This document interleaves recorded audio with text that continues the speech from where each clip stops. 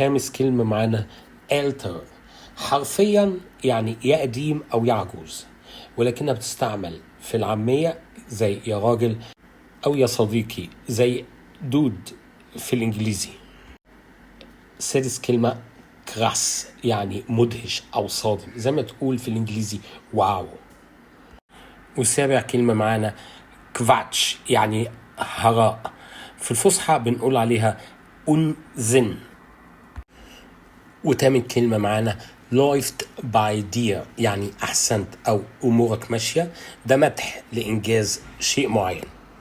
تاسع كلمة معانا بوك هابن، تعني أنت لما تكون متحمس لشيء ما، زي ich habe Bock auf بيتزا، أنا نفسي في بيتزا.